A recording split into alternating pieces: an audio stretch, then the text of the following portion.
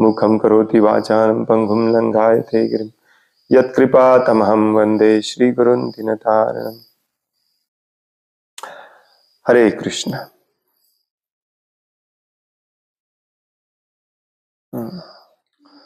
श्रीमद् भागवतम स्कंध तिसरा अध्याय 24 कर्दम मुनींचे वैराग्य श्लोक नंबर 39।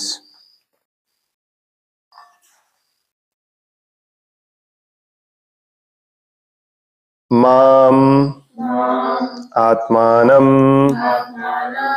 स्वयं ज्योतिः सर्वभूत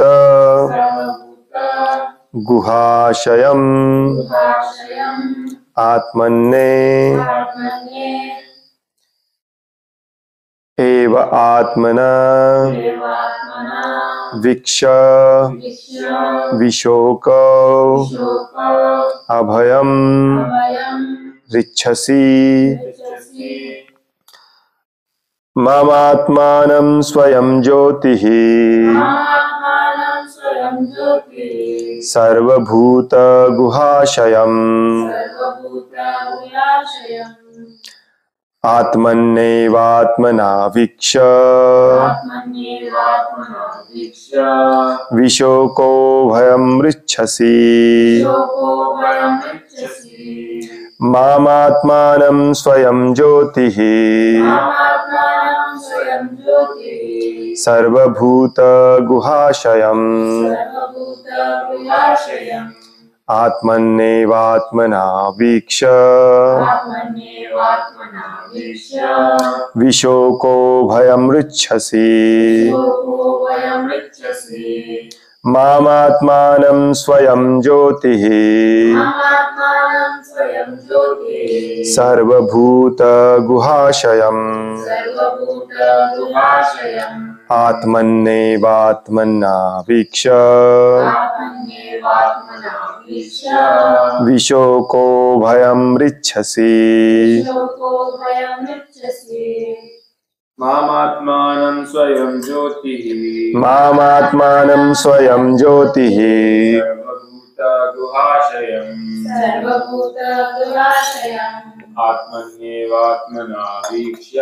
आत्मन्नेवात्मना वीक्ष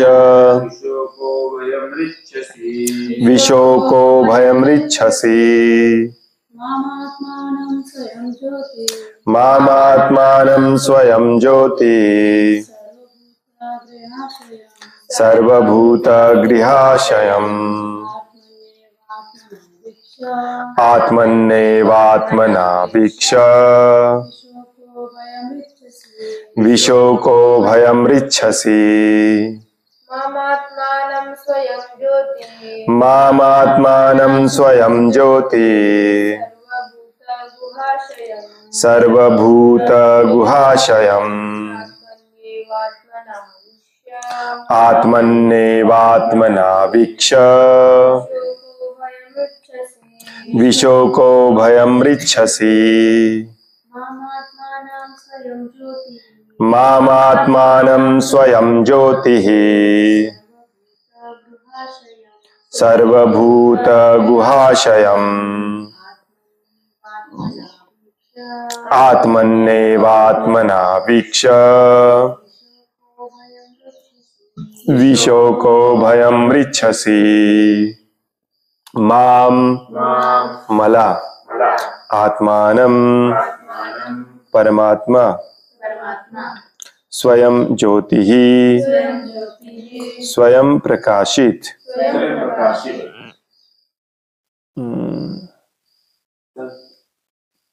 सर्वभूत सर्व प्राणिमात्रांच्या गुहा अंतर्यामी इन द हार्ट्स आशयम निवास करणारे आत्मनी स्वतःच्या अंतःकरणात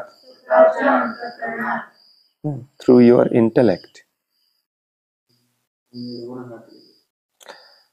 वीक्ष एव निश्चितच आत्मना स्वतःच्या बुद्धीद्वारे आत्मनी आत्मना वीक्ष नित्य पाहून व चिंतन करून विशोक शोकमुक्त होऊन अभयम भयमुक्तता वृच्छसी तुम्हाला प्राप्त होईल.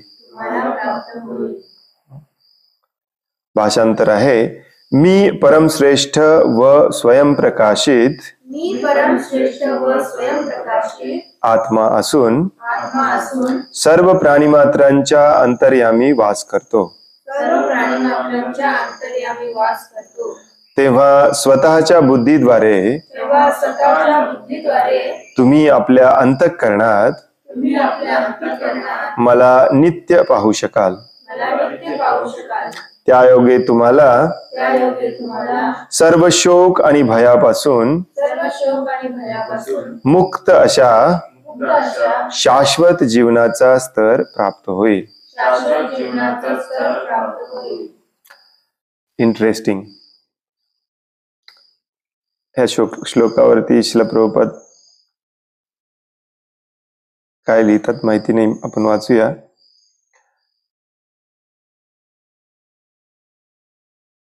हे एक्झॅक्टली सेम गोष्ट कर्दम मुनी आपल्या पत्नीला सांगितलंय. आठवते का बघा तुम्हाला?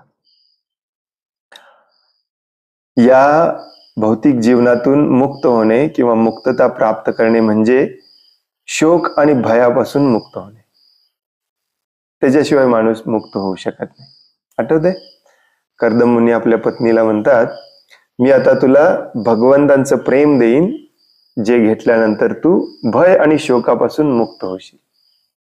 म्हणजेच ऍक्च्युली तू मुक्त होशील. इथे भगवान कपिलदेव स्वतः कर्दम मुनीला सांगतात, मी परमश्रेष्ठ व स्वयंप्रकाशित आत्मा असून सर्व प्राणीमात्रांच्या अंतर्यामी वास करतो, परमात्मा म्हणून. तेव्हा स्वतःच्या बुद्धीद्वारे तुम्ही आपल्या अंतःकरणात मला नित्य पाहू शकाल. त्यायोगे तुम्ही सर्व शोक आणि भयापासून मुक्त अशा शाश्वत जीवनाचा स्तर तुम्हाला प्राप्त होईल. ज्याला शाश्वत जीवन म्हटलं जातं, परमनंट लाईफ, जिथे जन्म मृत्यूचं चक्कर नाही. ते भय आणि शोक आणि भय याच्यापासून मुक्त असलंच पाहिजे. न शोचती न कांक्षती.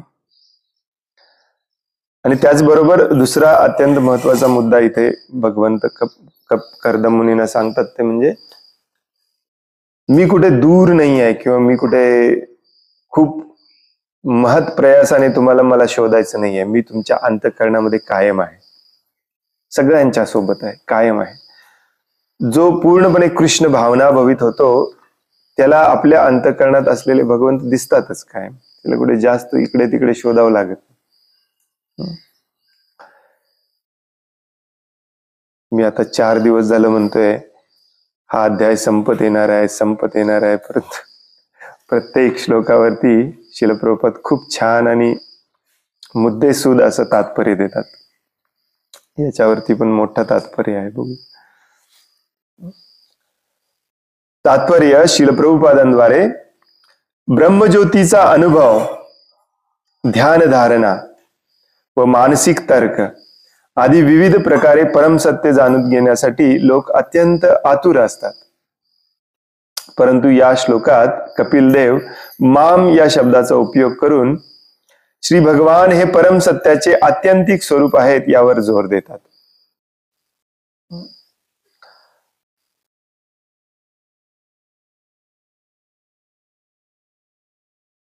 भगवान आणि भगवंतांचे विस्तारित स्वरूप याचा अनुभव वेगवेगळ्या स्तरावरती वेगवेगळ्या लोकांना वेगवेगळ्या पद्धतीने होतो. प्रामुख्याने 3 अनुभव शास्त्रामध्ये देखील सांगितलेले आहेत. त्यांना म्हटलं जातं ब्रह्मेती, परमात्मेती, भगवानेती शब्दते. शब्दते म्हणजे अनुभव किंवा साक्षात्कार. भगवंतांना आपण आपल्या ब्रह्मस्वरूपामध्ये पाहू शकतो, साक्षात्कार होऊ शकतो.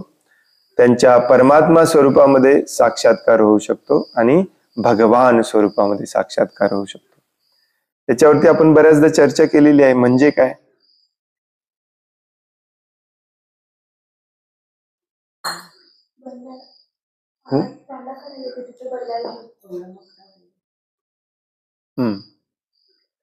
ब्रह्मस्वरूप, त्यालाच इथे ब्रह्मज्योती म्हटलेलं आहे भगवान श्रील प्रभुपादांनी. ब्रह्मज्योतीचा अनुभव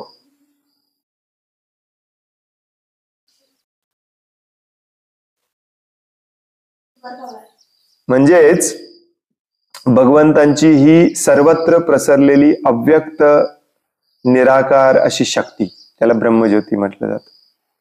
ते देखील भगवानच आहेत. दुसरा साक्षात्कार असतो भगवंतांचा, तो म्हणजे परमात्मा, जे आपल्या प्रत्येकाच्या हृदयामध्ये स्थित आहेत, आपल्याला मार्गदर्शन करतात, फक्त आपल्याला त्याची जाणीव नाही. आणि तेच परमात्मा कणाकणामध्ये पण आहेत. याला स्थान विशिष्ट भगवंतांचं साक्षात्कार म्हटलं जातं. म्हणजे स्थानिक, सगळीकडे पसरलेली अव्यक्त, व्यक्त न करता येणारी शक्ती म्हणजे ब्रह्मज्योती किंवा भगवंतांचं ब्रह्मस्वरूप. आणि प्रत्येकाच्या हृदयामध्ये अगदी जवळ असलेलं भगवंतांचं स्वरूप म्हणजे परमात्मा स्वरूप. आणि हा परमात्मा स्वरूप जो आहे त्याच्यावरती ध्यान केला जातो. ध्यान जर करायचाच असेल, ज्याला मेडिटेशन किंवा ध्यान धारणा म्हणतात, तो या परमात्म्यावरती करायचा असतो. योगिनाम अपि सर्वेषां मद्गते अंतरात्मना. जो योगी तोच असतो जो माझ्यावरती ध्यान करतो, भगवंत म्हणतात. आणि भगवंतांचं तिसरा साक्षात्कार, तिसरा स्वरूप असतो तो त्याला म्हटलं जातं भगवान स्वरूप. जे गोलोक वृंदावन मध्ये आहेत, ज्यांना स्वरूप आहे, ज्यांना आकार आहे, ज्यांना व्यक्तिमत्व आहे, जे पुरुषाच्या स्वरूपामध्ये आहेत, ज्यांच्यापासून हे परमात्मा येतात, ज्यांच्यापासून ही ब्रह्मज्योती निर्माण होते. भागवतमच्या अगदी पहिल्याच स्कंदामध्ये म्हणूनच सांगितलेलं आहे. जे विद्वान लोक असतात ते जाणतात की हे तिन्ही स्वरूप भगवंतांचेच स्वरूप आहे. हे सोपं करून समजावून सांगण्यासाठी प्रभुपाद बऱ्याचदा सूर्याचं उदाहरण देतात. सगळीकडे न दिसणारा अव्यक्त स्वरूपामध्ये पसरलेला सूर्यप्रकाश म्हणजेच सूर्य आहे. आणि हे चुकीचं ज्ञान नाहीये, परंतु थोडंसं अर्धवट आहे. जो सूर्यप्रकाश जिथून येतो तो गोलाकार सूर्यग्रह, तो देखील सूर्यच आहे, परंतु हे देखील थोडंसं अर्धवट ज्ञान आहे. आणि त्या सूर्यग्रहावरती सूर्यदेव जे आहेत विवस्वान, ते खऱ्या अर्थाने सूर्य आहे. तसं भगवान हे खऱ्या अर्थाने सूर्य आहेत. त्यांच्यापासून विस्तारित झालेले परमात्मा स्वरूप ते देखील भगवानच आहेत, जे आपल्या हृदयामध्ये असतात. आणि सगळीकडे जी शक्ती पसरलेली आहे, ज्या शक्तीने सगळं काही चालू आहे, ते देखील भगवंतांचं स्वरूप आहे. त्याला ब्रह्मस्वरूप म्हटलं जातं. आता प्रभुपाद इथे लिहितात की बऱ्याच जणांना भगवंतांच्या ह्या ब्रह्मस्वरूप, जे सगळीकडे पसरलेली शक्ती आहे, आणि परमात्मा स्वरूपावरती ध्यान करणे, या दोन्हीवरती मानसिक तर्क वितर्क करणे, याच्यावरती रोज चर्चा करणे, याच्यामध्ये लोकांना खूप रस असतो. कारण इथे भगवंत हे एक व्यक्ती आहेत, त्यांना स्वरूप आहे, आणि मला त्यांना शरण गेलं पाहिजे आणि मला त्यांची सेवा केली पाहिजे, या कन्सेप्टला, या कल्पनेला थोडं कमी महत्व दिलं जातं जेव्हा आपण भगवंतांना ब्रह्मस्वरूप आणि परमात्मा स्वरूपामध्ये जाणतो किंवा जाणण्याचा प्रयत्न करतो. जाणत पण नाही. म्हणून जे मायावादी असतात, निराकारवादी असतात, निर्विशेषवादी असतात, हे जनरली याच्यावरती चर्चा करायला खूप त्यांना आवडते. बघा, तुम्ही कुणी एखाद्याला भेटला आणि ही चर्चा जास्तीत जास्त वेळेला या परम सत्य कोण आहे याच्यावरती मानसिक तर्क वितर्क करण्याकडे त्याचा कल असतो. म्हणून प्रभुपाद इथे म्हणतात की लोक अशा चर्चा करण्यामध्ये, असा तर्क वितर्क करण्यामध्ये खूप आतुर असतात. परंतु या श्लोकामध्ये भगवंत म्हणतात की मी तुमच्या सोबत आहे परमात्मा म्हणून, परंतु ते काही असं विशिष्ट वेगळं असं रूप नाहीये, मीच आहे. म्हणून हा शब्द जो आहे माम, मी, गीतेमध्ये देखील बऱ्याचदा भगवंत हा शब्द वापरतात, माम च यो अव्यभिचारेन भक्ती योगेन सेवते, जो माझी भक्तिमय सेवा करतो. मामेव ये प्रपद्यन्ते, जो मला शरण येतो. बऱ्याचदा हा शब्द वापरतात. आणि म्हणून शिल प्रभुपाद हे आधुनिक अध्यात्मवाद्यांना हे समजावून सांगायचा प्रयत्न करतायत की इतक्या वेळेला भगवान श्रीकृष्णांनी मी मला म्हटलेलं असताना तुमच्या डोक्यात भगवान म्हणजे एक शक्ती आहे, भगवान म्हणजे तुमच्यामध्ये भगवान आहे, माझ्यामध्ये भगवान आहे, आपण सगळे भगवान आहोत, या कल्पना येऊच शकत नाही. या कल्पना कुठून येतात? जो व्यक्ती अजूनही भगवंतांची स्पर्धा करायची ज्यांनी सोडलेली नसते आणि ज्याला भगवान व्हायचंच असतं कुठल्या ना कुठल्या सूक्ष्म स्वरूपामध्ये, त्याला हे आवडतं. नसेल तर हे जो भगवद्गीता आणि भागवतमचं श्रवण करतो त्याला हे अगदी आरामात पटलं पाहिजे की भगवान श्रीकृष्ण जेव्हा म्हणतात की मला शरण आलं पाहिजे, याचा अर्थ आहे मला शरण आलं पाहिजे.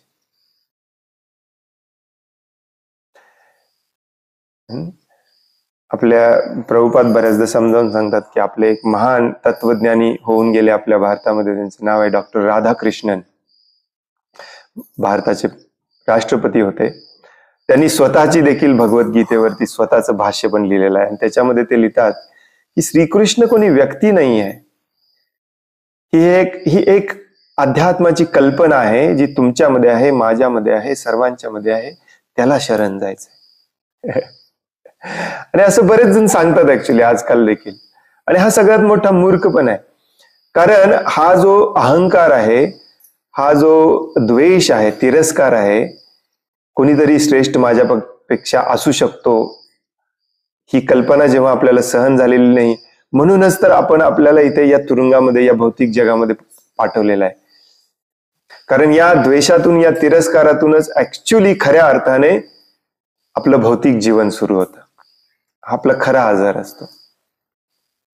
त्यामुळे भगवद्गीतेचा चुकीचा अर्थ काढू नका. म्हणूनच प्रभुपाद भगवद्गीतेला म्हणतात, भगवद्गीता मी जी भगवद्गीता दिलेली आहे ती ऍज इट इज दिलेली आहे, जशी आहे तशी, यथारूप. आपल्या बऱ्याच भक्तांना वाटतं की यथारूप किंवा जशी आहे तशी म्हणजे श्रील प्रभुपादांनी शब्द अर्थ दिलेत म्हणून त्याला जशी आहे तशी नाही. जशी आहे तशीचा अर्थ आहे जसं भगवान श्रीकृष्णांनी सांगितलेलं आहे तसाच तुम्ही त्याचा अर्थ घेतला पाहिजे. विनाकारण भगवान म्हणजे एक शक्ती आहे, भगवान म्हणजे ब्रह्मज्योती आहे, भगवान म्हणजे एक आपल्या मेडिटेशनचा विषय आहे, ध्यानाचा विषय आहे, असल्या चुकीच्या मानसिक तर्क वितर्क कल्पना निर्माण करणे म्हणजे भगवद्गीतेचा अर्थ चुकीचा काढणे. आणि भगवान श्रीकृष्ण जेव्हा भगवद्गीतेमध्ये म्हणतात की मामेव ये प्रपद्यन्ते, मला शरण आलं पाहिजे, जो कोणी मला शरण येतो तो माझ्याकडे येतो.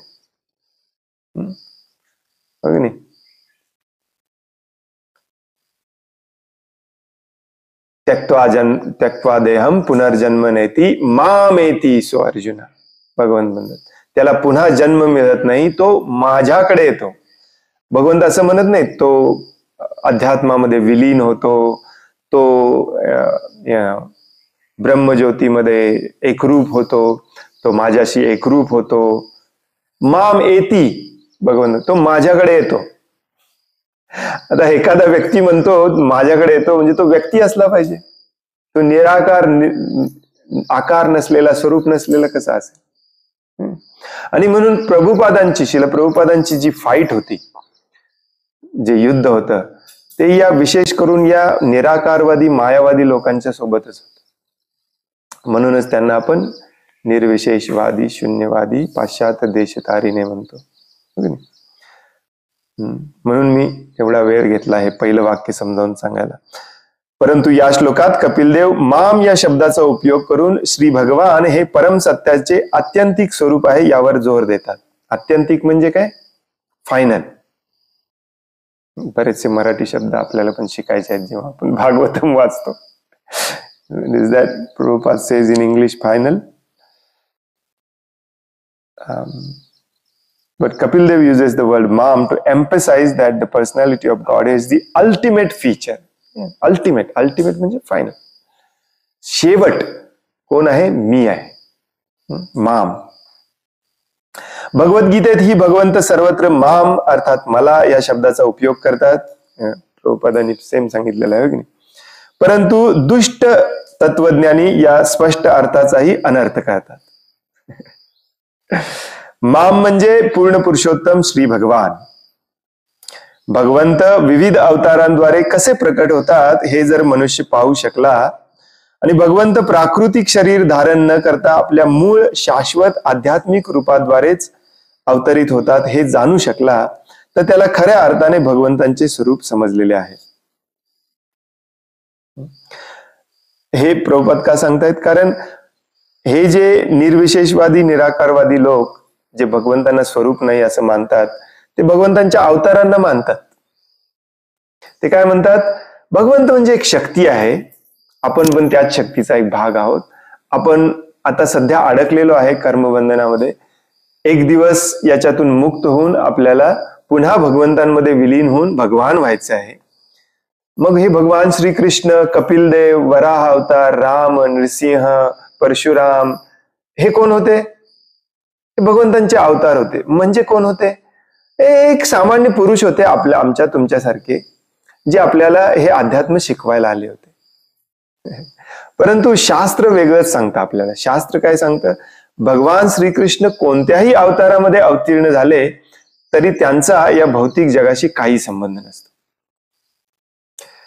भगवान श्रीकृष्णांचा अवतार आणि भगवान श्रीकृष्ण हे समान असतं, एकच असतं. त्यांचं शरीर हे भौतिक शरीर नसतं. त्यांचं शरीर हे भौतिक नियमांच्या, भौतिक गुणांच्या प्रभावाखाली कधीच येत नाही जसं आपलं शरीर येतं.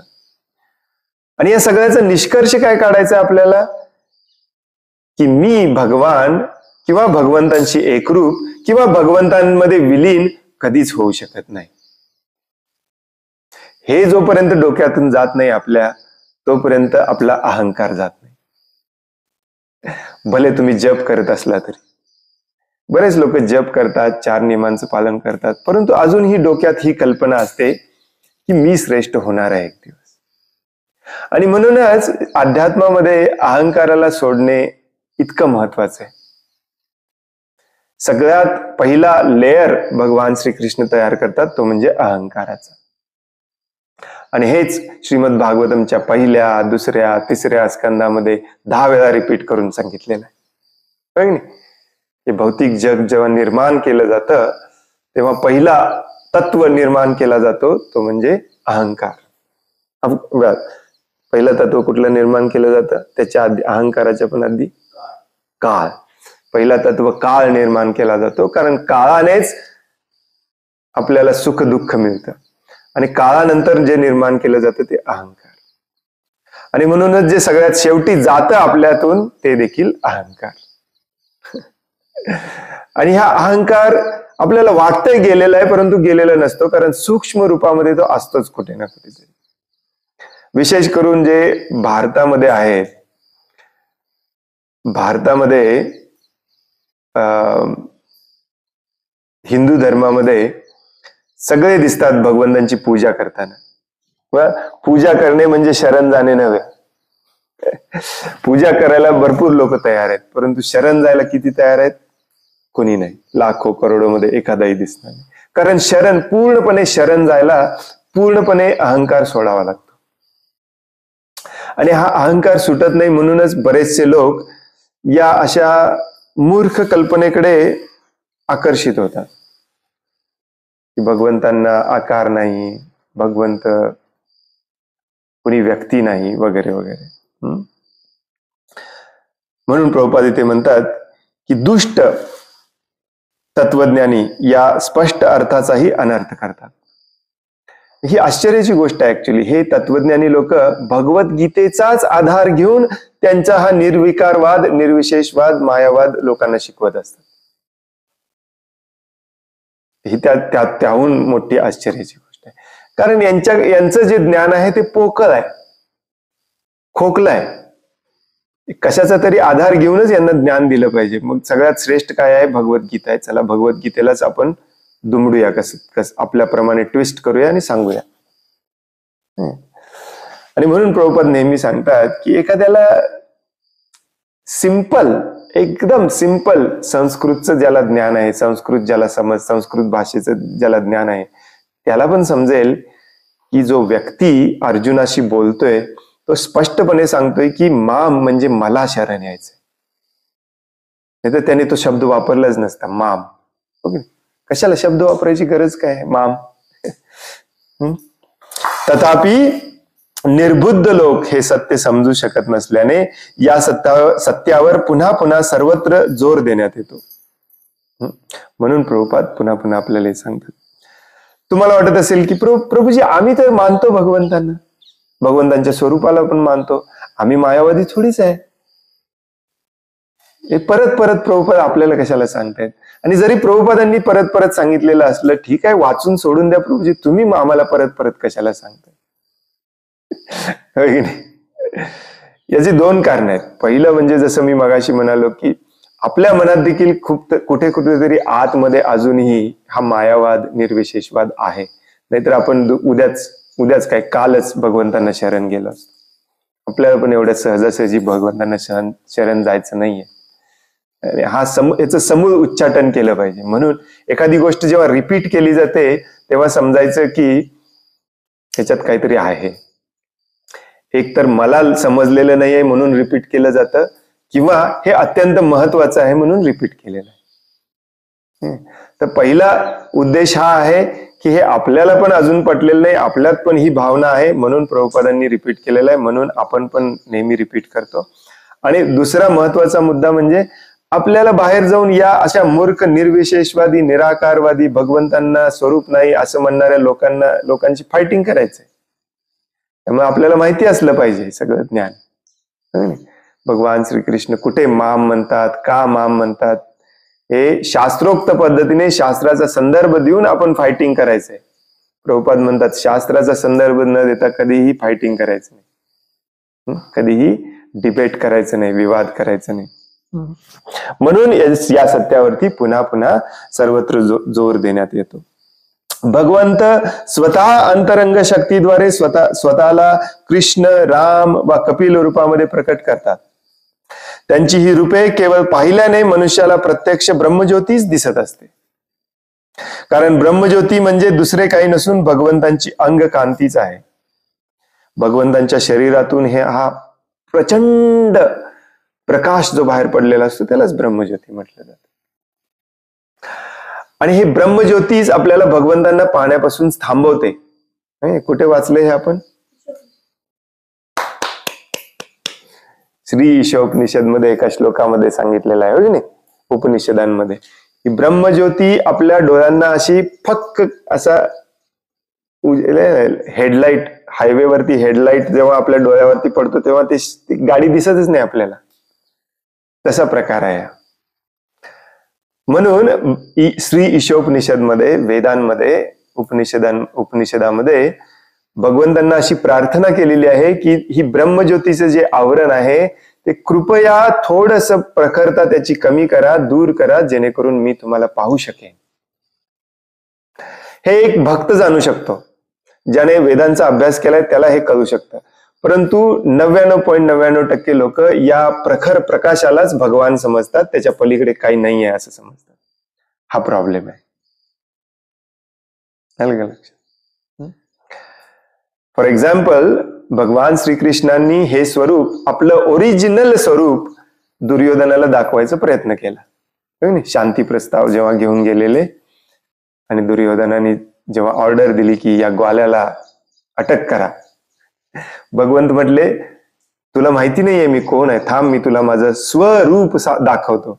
स्वरूप दाखवलं, परंतु त्यांचं स्वरूप भगवान श्रीकृष्णांच्या रूपामध्ये जो भक्त आहे तेच पाहू शकले, भीष्मदेव आणि विदुरजी.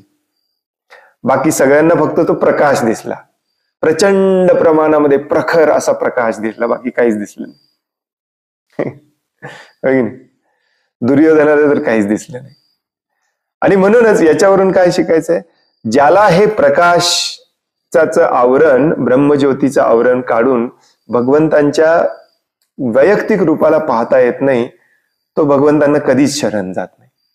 तो भले नैतिक दृष्ट्या खूप चांगला माणूस असेल, वागायला समाजामध्ये खूप चांगला माणूस आहे, आपण म्हणतो नाही, खूप खूप स्वभावाने खूप चांगला माणूस आहे, देवाला मानणारा आहे, कुणाचं वाईट कधी करत नाही, सत्य बोल, येस, पण त्याने अजून भगवंतांना मान्य केलेलं नाही. आणि याचाच अर्थ तो चांगला माणूस नाही आहे, कारण खूप आतमध्ये कुठेतरी सूक्ष्म प्रमाणामध्ये अजून त्याचा अहंकार आहे जो गेलेला नाही. हे लवकर लक्षात येत नाही आपल्याला, कारण अनादी अनंत कालापासून आपल्या डोक्यावरती हे मारलेलं आहे की तुम्ही श्रेष्ठ आहात, तुम्ही श्रेष्ठ आहात, तुम्ही श्रेष्ठ आहात, तुम्ही श्रेष्ठ होऊ शकता, तुम्ही श्रेष्ठ होऊ शकता. मग लोक चांगलं वागण्यामध्ये श्रेष्ठ व्हायला बघतात. मी सगळ्यात श्रेष्ठ आहे कारण मी सगळ्यात चांगलं वागतो. हा पण एक प्रकारचा अहंकारच आहे. सूर्यप्रकाश म्हणजे, आता मगाशी मी जे उदाहरण दिलं ते श्रील प्रभुपाद इथे आणखीन एकदा देतात. सूर्यप्रकाश म्हणजे सूर्यलोकाचे तेजच आहे, आणि सूर्य पाहिल्याने मनुष्याला आपोआपच सूर्यप्रकाशही दिसतो. त्याचप्रमाणे परम भगवंतांचे दर्शन घेतल्याने मनुष्य आपोआपच परमसत्याचे परमात्मा रूप तसेच निराकार ब्रह्मज्योती रूप पाहत असतो व या रूपाची त्याला अनुभूतीही होते. जसं मगाशी मी उदाहरण दिलं, सूर्यप्रकाश, सूर्यग्रह आणि सूर्य भगवान. जो सूर्यप्रकाशालाच फक्त पाहून म्हणतो की हेच सूर्य आहे, त्याचं ज्ञान अर्धवट आहे, परंतु चुकीचं नाही. जे भगवंतांचे शुद्ध भक्त असतात, ज्यांनी भगवंतांचा भगवान म्हणून ज्यांना साक्षात्कार झालेला आहे, ते असं म्हणत नाहीत की ब्रह्मज्योती चुकीची आहे किंवा ब्रह्मज्योती नाहीच आहे. फक्त ते असं म्हणतात की तुम्ही ब्रह्मज्योतीलाच भगवान म्हणून तिथेच थांबू नका.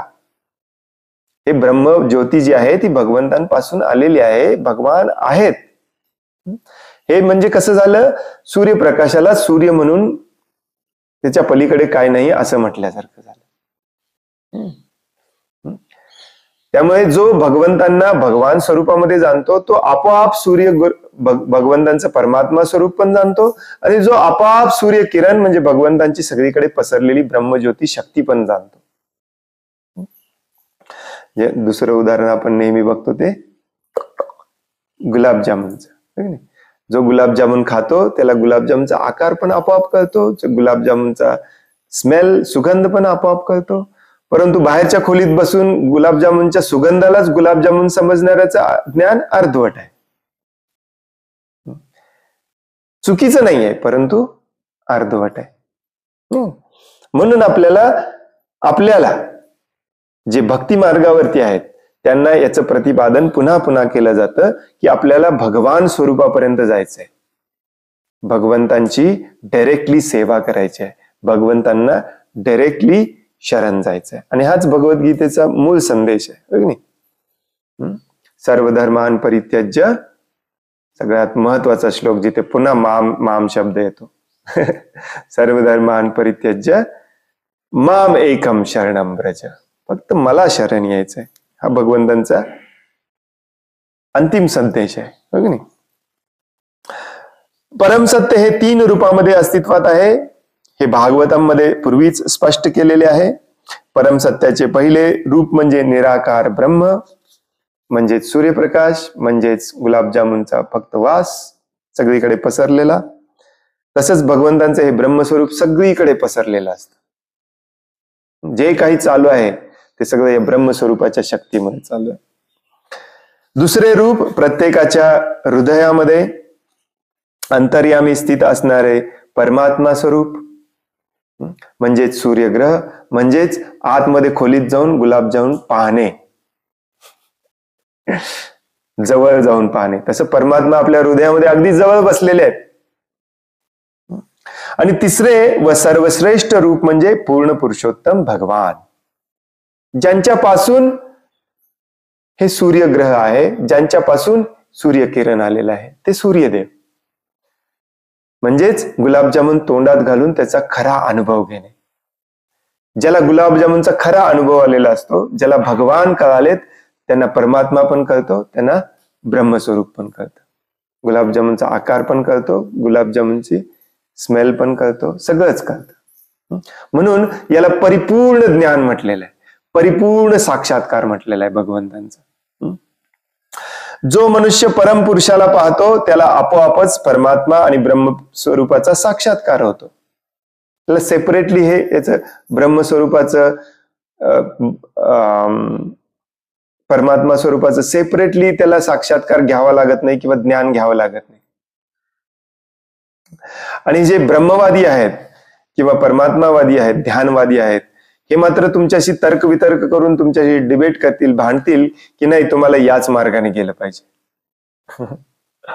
येस, तो देखील मार्ग आहे, परंतु तो खूप लांबचा मार्ग आहे आणि खूप कष्टदायक मार्ग आहे, हो की नाही? भगवान श्रीकृष्ण स्वतः श्रीमद भगवद्गीतेच्या 12व्या अध्यायाच्या 5व्या श्लोकामध्ये सांगतात की ह्याच्यामध्ये खूप त्रास आहे, क्लेश आहे. सर्वश्रेष्ठ आणि सोपा, सहज सोपा सुलभ मार्ग आहे भगवंतांना भगवान म्हणून मान्य करणे, त्यांना पूर्णपणे शरण जाणे आणि त्यांची सेवा करायला लागणे. It's a shortcut. परवा एक प्रभूजी म्हणत होते, हा लॉंग कट वाटतोय मला. ध्यान करणे शॉर्टकट वाटते. ध्यान करणे शॉर्टकट नाहीये. ध्यान करणे हे खरोखरच शॉर्टकट नाहीये, कारण कित्येक वर्ष तुम्हाला ध्यान करावं लागतो. आणि आध्यात्मिक दृष्ट्या शास्त्राप्रमाणे बघायला गेलं तरी शॉर्टकट नाहीये, कारण तेवढ्या वर्ष ध्यान करून तुम्हाला परमात्मा स्वरूपाचा साक्षात्कार होतो.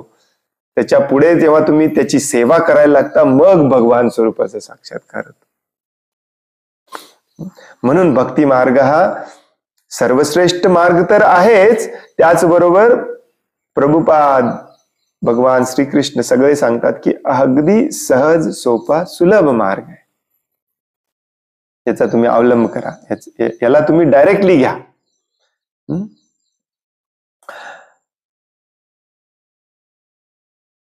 या श्लोकातील विशोको भयमृच्छसी हे शब्द अर्थपूर्ण आहेत. मी सुरुवातीलाच सांगितलं की ज्याला हे मिळतं तो शोक आणि भयापासून मुक्त होतो, आणि हीच खरी मुक्ती आहे. विशोको भयमृच्छसी. भगवंतांचे केवळ दर्शन झाल्याने मनुष्याला सर्व गोष्टींची अनुभूती होते आणि याचा परिणाम म्हणून तो शोक आणि भयमुक्त स्तरावर स्थित होतो. केवळ भगवंतांच्या भक्तिमय सेवेनेच हे साध्य होते, दुसऱ्या कुठल्याही मार्गाने हे होत नाही. याचा अर्थ काय? तुम्ही परफेक्ट ब्रह्मस्वरूपाचा तुम्हाला साक्षात्कार झाला, तुम्ही ब्रह्मवादी झाला, तरी भय आणि शोकातून मुक्त होत नाही. का? जो ब्रह्मवादी असतो, मायावादी असतो, त्याची इच्छा काय असते? भगवंतांच्या ब्रह्मज्योतीमध्ये विलीन होणे, एकरूप होणे, आणि या चिंतेत असतो तो. जो भगवंतांच्या परमात्मा स्वरूपावरती ध्यान करत असतो तो देखील चिंता आणि भय मुक्त होत नाही, कारण त्याला अशा प्रकारचं ध्यान जे आहे ते एकांतात जाऊन सर्व इंद्रियांना, मनाला पूर्णपणे कंट्रोल करून करावं लागतं. हे अतिशय कठोर काम आहे. म्हणूनच मी परवा हे शॉर्टकट लॉंग कट समजावून सांगताना म्हटलेलं बघा की हे जे दुसरे जे अध्यात्माचे मार्ग आहेत ते चुकीचे आहेत असं भगवंतांनी सांगितलेलं नाहीये, परंतु ते डेंजरस आहेत म्हणून सांगितलंय. कारण त्या मार्गावरती कधी पतन होईल सांगता येत नाही, त्याची भीती आहे. परंतु जो भगवंतांना शरण गेलेला असतो, ज्याने भगवंतांना पाहिलेलं असतं, एका क्षणासाठी का आपल्याला भगवंतांचं दर्शन होईना, आपण पूर्णपणे भयमुक्त आणि शोकमुक्त होतो एका क्षणासाठी. जसं नारद मुनींना एका क्षणासाठी भगवंत दिसून गेले, दॅट्स इट.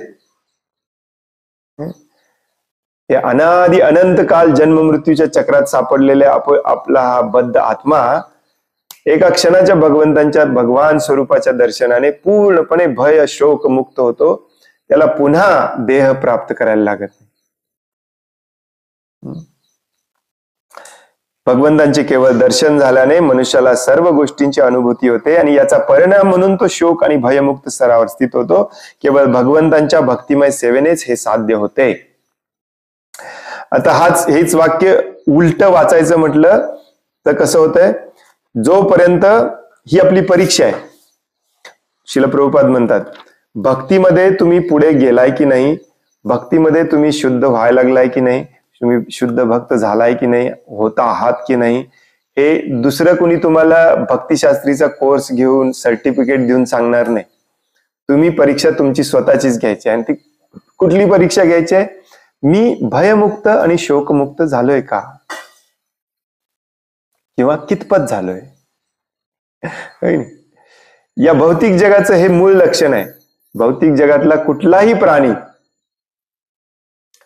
हा भय आणि शोकामध्ये असतो. आणखीन एक सांगितलंय भगवद्गीतेमध्ये, भय शोक आणि चिंता. चिंता भय श्लोक, वीतराग भय क्रोध. याच्यातून जो मुक्त झाला नाही तो इथे बांधलेला असतो. आपण भयमुक्त झालोय का, आपण शोकमुक्त झालोय का. शोक हे झालेल्या गोष्टींबद्दल असतं, भय हे येणाऱ्या गोष्टींबद्दल असतं. यालाच भगवद्गीतेमध्ये न शोचती न कांक्षती म्हटलेलं आहे. या स्टेजला जो येतो तो खरा ब्रह्मभूत असतो, तोच खरा प्रसन्न आत्मा असतो. ब्रह्मभूत प्रसन्न आत्मा न शोचती न कांक्षती. आणि हीच परीक्षा आहे. आणि ही परीक्षा घ्यायला कुणी, तुम्हाला परीक्षेची गरज नाही किंवा सर्टिफिकेट, ज्याची सर्टिफिकेट तुम्हाला कुणी द्यायची गरज नाही. तुम्ही स्वतः पाहू शकता, हो की नाही. मी भयमुक्त झालोय का, मी शोकमुक्त झालोय का, किंवा होत आहे का, थोडासा तरी कॉन्फिडन्स आलाय का माझ्यामध्ये, ज्याच्याद्वारे मी थोडस भयमुक्त झालोय, थोडस शोकमुक्त व्हायला लागलोय, त्या मार्गावरती आहे का. नसेल तर आपली भक्ती होत नाहीये, नसेल तर आपली प्रगती होत नाहीये. जिथे आहात तिथे आहोत आपण. आता ही भय आणि शोक कशाचं असतं? प्रत्येकाला वेगवेगळ्या गोष्टीचं असतं. आणि याची उदाहरणं कारणं सांगायची काही गरज नाही. तुम्हाला माहिती आहे तुम्हाला कशाचं भय आहे, कशाचं शोक आहे. शास्त्र सांगतं आपल्याला हे भय आणि शोक जे आहे ते अगदी स्थूल गोष्टींपासून ते अगदी आपल्या जवळच्या नातेसंबंधापर्यंत हे आसक्त झालेलं असतं. यालाच आसक्ती म्हणतात. आणि ही आसक्ती जोपर्यंत सुटत नाही, अनासक्तीच्या लेवलला आपण जोपर्यंत येत नाही, तोपर्यंत भय आणि शोक सुटणे शक्य नाही. जोपर्यंत आपण या भौतिक जगातल्या भौतिक गोष्टींमध्ये इन्व्हेस्टेड असणार, निवेश केलेला असणार, आसक्त असणार, तोपर्यंत भय आणि शोक हे असणारच असणार. भयाम द्वितीय अविनिवेशा तस्यात. आणि म्हणून यातून बाहेर पडायचा प्रॅक्टिकल मार्ग आहे तो म्हणजे अनासक्त होणे. आपली संपत्ती, आपला अहंकार, आपलं घरदार, नातेवाईक, स्वजन, हजारो ठिकाणी आपली आसक्ती असते, अटॅचमेंट असते. आसक्ती म्हणजेच अटॅचमेंट. ते अटॅचमेंट जोपर्यंत सुटत नाही तोपर्यंत भय आणि शोक सुटत नाही. भय आणि शोकापासून आपण मुक्त होत नाही. आणि म्हणून भगवद्गीतेचं रोजचं श्रवण आणि त्याचं आचरण हे आपल्याला अनासक्त बनवण्यासाठी आहे. मग आपण भय आणि शोक मुक्त होतो.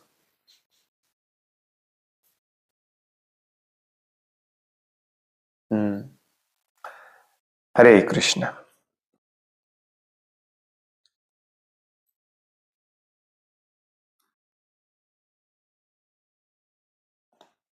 तुमच्यापैकी काही जणांना पुन्हा पुन्हा पुन्हा हेच ब्रह्म, परमात्मा, भगवान ऐकून कंटाळा आला असेल. मला तर सांगताना आजपर्यंत कधी कंटाळा आलेला नाही, कारण हे इतकं महत्वाचं आहे. हरे कृष्ण. कोणाला काही प्रश्न आहे, काही सांगायचं आहे?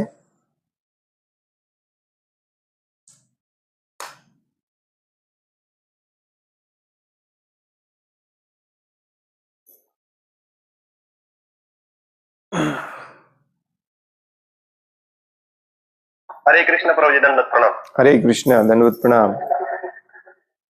प्रभुजी, जे तुम्ही आता सांगितलं की आसक्ती रहित माणसाने राहिलं पाहिजे, म्हणजे आसक्त सोडल्या पाहिजेत. तर मग आता सध्या आपल्या तुम्ही सांगितलेलं आसक्ती की प्रत्येक गोष्टीमध्ये सगळ्यात जास्त आपल्या नातेवाईकांमध्ये जास्त आसक्ती असते आपली. येस. आता ह्या आसक्त्या सोडायच्या असतील तर आपल्याला त्यांना सोडून द्यावं लागेल का त्यांच्यापासून असं कुठंतरी लांब राहावं लागेल? कारण जोपर्यंत आपण ह्याच्यामध्ये असणार आहे तोपर्यंत आपल्याला हे सुटणार नाही, हे तर 100% खरं. कारण जरी आपण सोडायचा प्रयत्न केला तरी हे लोक आपल्याला काही ना काही प्रकारे इमोशनल ब्लॅकमेल करतील, काय करतील, आपल्याला त्यांच्यात ओढून घेतील. मग अशा वेळेस काय केलं पाहिजे प्रभुजी, त्याच्याबद्दल समजा. हरे कृष्ण. खऱ्या अर्थाने जर बघायला गेलं तर आसक्ती ही आपल्या चित्ताची म्हणजेच मनाची एक स्टेज असते.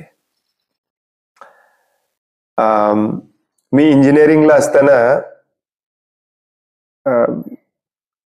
उद्या आमचा मॅथ्सचा पेपर असणार आणि मी सिनेमाला जात होतो माझं मन थोडंसं हलकं करण्यासाठी.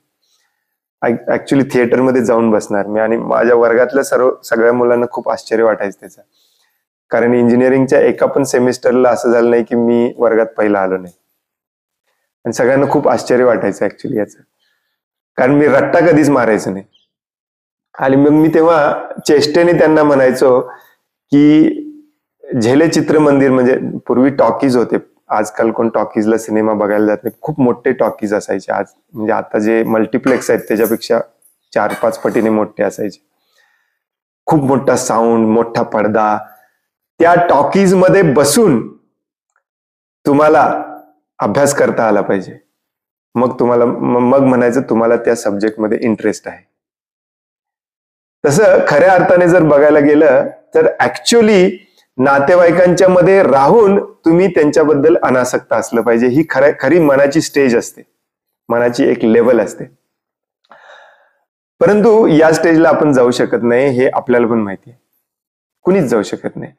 आणि म्हणून शास्त्र आपल्याला वर्णाश्रमामधले हे जे आश्रम पार्ट आहे की नाही, काल परवा आपण फक्त वर्णाबद्दल बोलत होतो, वर्ण वर्ण वर्ण वर्ण.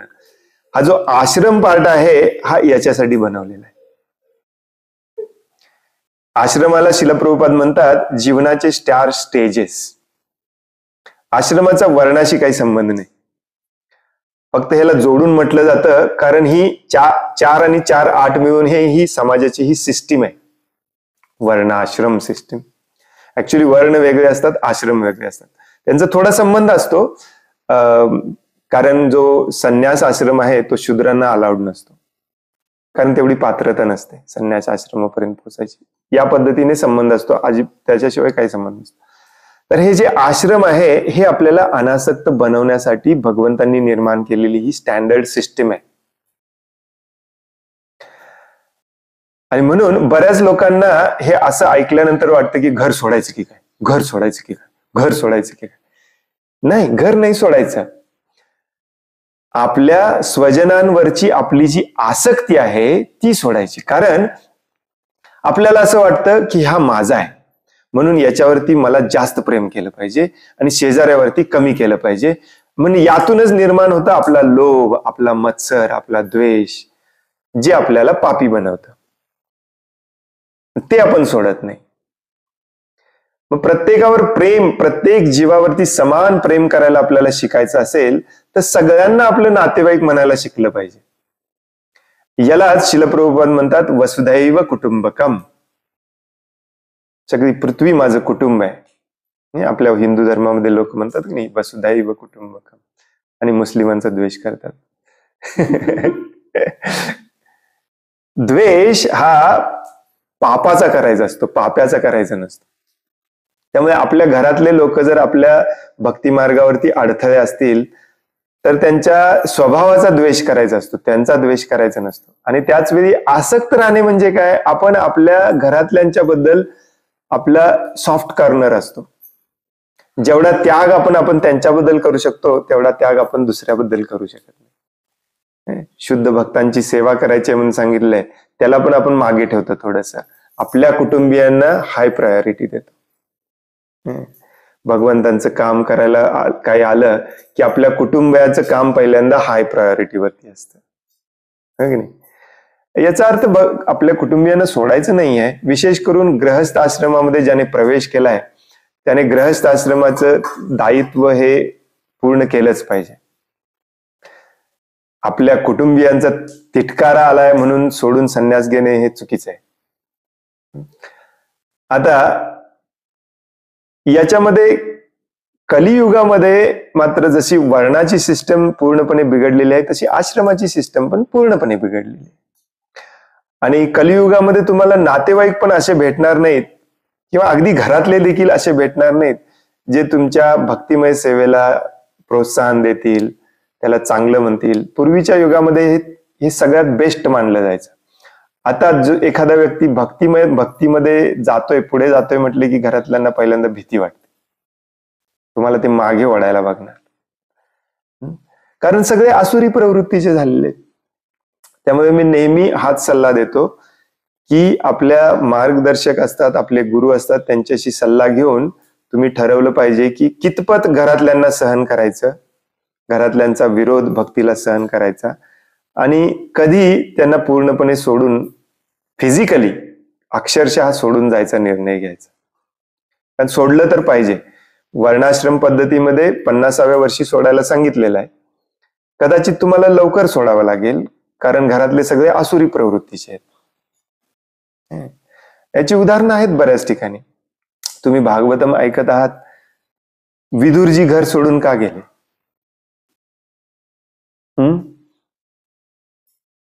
दुर्योधनाला, धृतराष्ट्रला खूप समजावून सांगायचा प्रयत्न केला विदुरजींनी. ते ऐकायलाच तयार नव्हते आणि एक दिवस वैतागून घर सोडून गेले.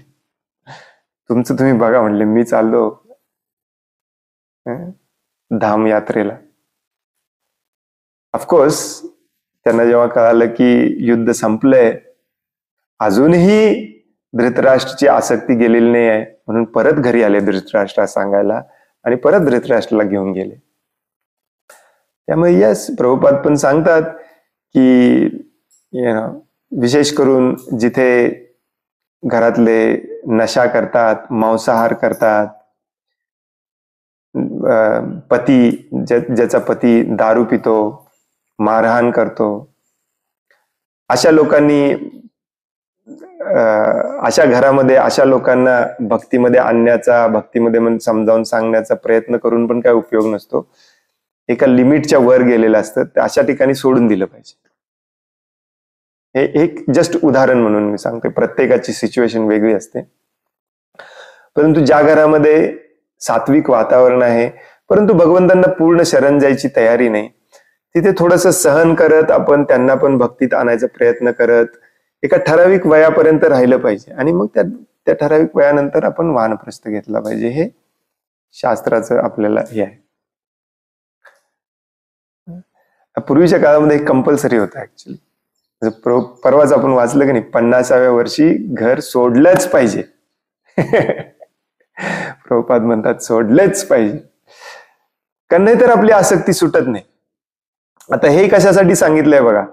ठीक आहे, तुमच्या घरातले भक्तीसाठी पोषक त्यांचं आहेत नाही आहेत, हे त्यांचा आपल्याला त्रास होतो भक्तीला, हा आपण विचार करतोय. परंतु जी आपली मुलं बाळं असतात त्यांच्यावरती आपण स्वतः आसक्त असते. अरे माझा मुलगा आहे, टर्न दिस ऑफ, किंवा टर्न इट ऑफ. किंवा आपली ही, आपल्या शास्त्र हे खूप व्यवस्थित समजावून सांगतात. पुढे 5व्या स्कंदामध्ये आपण हे वाचणार आहोत. प्रत्येक माणसाचा जो अहंकार असतो, त्या अहंकाराला त्याला काहीतरी निर्माण करायचं असतं. त्यामुळे मुलं जन्माला आपण याच्यासाठीच घालतो. हा अहंकार आपला थोडासा शांत व्हावा, अहंकाराला आपल्या थोडंसं बरं वाटावं म्हणून, की मी तयार केलेलं आहे, मुलं माझ्यापासून आलेले. मुलांची आसक्ती लवकर सुटत नाही, म्हणून हा वानप्रस्थ सांगितलाय. 50व्या वर्षी तुमची मुलं केवढी असणार? 18, 20, 25 वर्षाची असणार. आजकाल थोडी अजून यंग असतात. त्यांना सोडून गेलं पाहिजे आपण.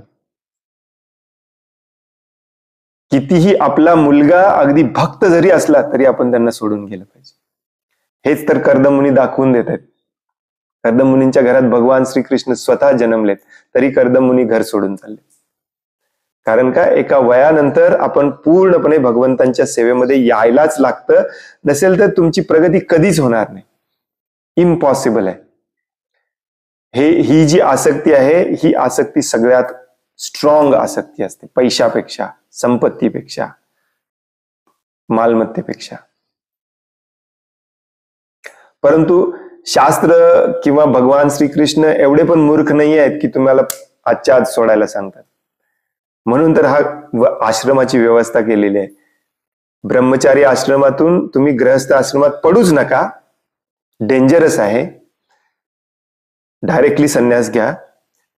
परंतु जर पडायचंच असेल तर गृहस्थ आश्रमात पडा, गृहस्थ आश्रमाचं व्यवस्थित पालन करा आणि मग परत एकदा बाहेर पडायलाच पाहिजे. याला म्हणतात आश्रम पद्धती. हे आपल्या बऱ्याच भक्तांना देखील अजून कळत नाही ऍक्च्युली. आणि म्हणून तर बरेचसे लोक असे भावनिक होऊन आई वडिलांना सोडून येतात आणि मग त्यांचे आई वडील केस घालतात, तुमच्यामुळे हा माझा घर सोडून गेला. बघितलं असेल तुम्ही केसेस. हा पण मूर्खपणा आहे. गुरुनी मार्गदर्शन व्यवस्थित केलं पाहिजे ऍक्च्युली. असं कुठे आई वडिलांना सोडून वगैरे कुठे जात नसतात ऍक्च्युली. आई वडिलांची परवानगी घेऊन आई वडिलांच्या परवानगीने हे करायचं असतं. पुढे आपण थोडस वाचलं ऍक्च्युली, तुम्हाला आठवतं की नाही माहिती नाही, परंतु हे भागवतम मध्ये नाही आहे. हे कुठे आहे मी विसरलो. एका पुराणामध्ये आहे. आणि श्रीला जीव गोस्वामी आपल्या तत्व संदर्भामध्ये खूप छान समजावून सांगतात. शुकदेव गोस्वामी ऍक्च्युली घर सोडून जेव्हा जात होते तेव्हा त्यांचे वडील व्यासदेव, जे स्वतः भगवान आहेत, इतके व्याकुळ झालेले, इतके आसक्त होते आपल्या मुलावरती, त्यांच्या मागे मागे पळत गेले व्यासदेव ऍक्च्युली. प्लीज घर सोडून जाऊ नको, प्लीज घर सोडून जाऊ. पण त्यांचा उद्देश थोडासा वेगळा होता. शुकदेव गोस्वामी जे होते ते मायावादी झाले होते. त्यांना भागवतामध्ये इंटरेस्ट नव्हता, भगवंतांमध्ये इंटरेस्ट नव्हता. आणि व्यासदेवांची इच्छा होती की शुकदेव गोस्वामींनी भागवतम समजावून घेऊन जगाला सांगावं. म्हणून ते त्यांच्या मागे मागे जंगलात पळत गेले. अरे घर सोडून जाऊ नको, तू माझा मुलगा आहेस, घर सोडून जा. आणि मग तिथे खूप छान सांगितलेलं आहे की त्या मुलाला परत आणण्यासाठी व्यासदेवांनी काय केलं माहितीये? आपल्या सगळ्या शिष्यांना भागवतम मधले टॉपमोस्ट श्लोक पाठ करायला सांगितले आणि रोज त्या जंगलात जाऊन झाडं तोडताना, जंगलातलं काम करताना ते श्लोक मोठ्या मोठ्याने म्हणायला सांगितले. जन्माद्यस्य यतः. आणि ते शुकदेव गोस्वामींच्या कानावर जाऊन जाऊन जाऊन शुकदेव गोस्वामींचा मायावाद पूर्ण नष्ट झाला आणि ते परत घरी आले. तर ही आसक्ती असते. अगदी व्यासदेवांसारख्या व्यक्तीला पण ही आसक्ती असते, नाही असं नाही. परंतु ती सोडण्यासाठी शास्त्र आपल्याला या वर्णाश्रम मध्ये यायला सांगतं. आणि वर्णाश्रम व्यवस्थित समजावून घेऊन व्यवस्थितपणे आपल्याला हे सोडायचं आहे. असं एकदम हॅपॅझर्डली सोडायचं नाहीये. बरेचसे लोक म्हणतात मी येतो प्रभूजी तुमच्या बरोबर. मी त्यांना स्पष्ट सांगतो की नाही, घर सोडून यायचं नाही आहे तुम्हाला. घर सोडून यायचं, परंतु एका ठराविक वयानंतर, एका ठराविक घरातल्यांची सहनशीलता एका ठराविक लेवल पर्यंत आपल्याला सहन होत नसेल त्याच्यानंतर. आणि ती सहनशीलता आपण टिकवून ठेवायची, कुठपर्यंत ठेवायची ते तुम्ही आणि मी दोघांनी डिस्कस करून ठरवायचं. तुम्ही एकट्याने तो निर्णय घ्यायचा नाही. हे अत्यंत महत्वाचं असतं ऍक्च्युली. आणि म्हणून तर प्रभुपादांचं एवढं नाव खराब व्हायला लागले आजकाल. कारण बऱ्याच मंदिरामध्ये सांगितलं जातं घर सोडा, घर सोडा, घर सोडा. असं सोडायचं नसतं घर.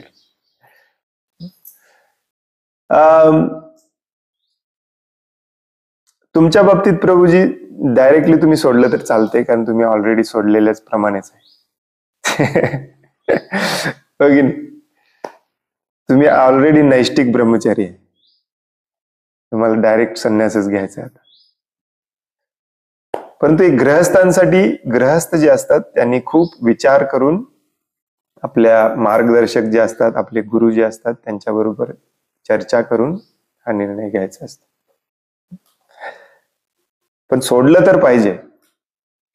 भगवान श्रीकृष्ण सांगतात 13व्या अध्यायामध्ये भगवद्गीतेच्या, हो की नाही, अनासक्ती ग्रहदारेषु अनासक्ती.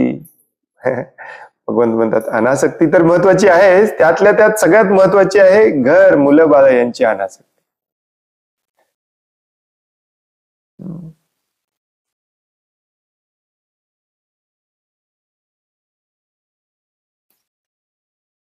आता तुमच्या लक्षात आलं असेल वर्णाश्रम किती महत्वाचा आहे.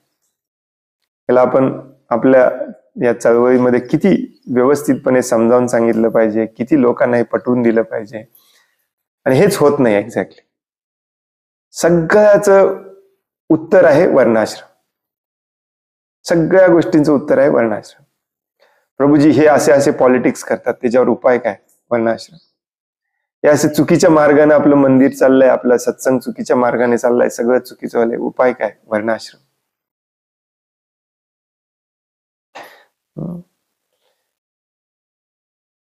हरे कृष्ण.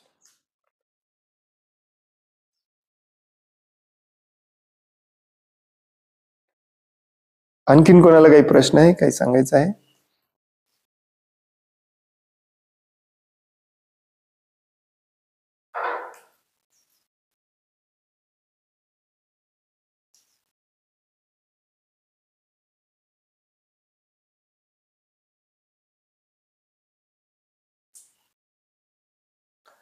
हरे कृष्ण. खूप खूप धन्यवाद. वांछा कल्पतरो वयश्च कृपा सिंधुभ्य एव च पतितानां पावनेभ्यो वैष्णवेभ्यो नमो नमः. अनंत कोटि वैष्णव वृंद की जय. वैष्णव ठाकुर शिल प्रभुपाद की जय. ग्रंथराज श्रीमद् भागवतम की जय. हरे कृष्ण. धन्यवाद. प्रणाम.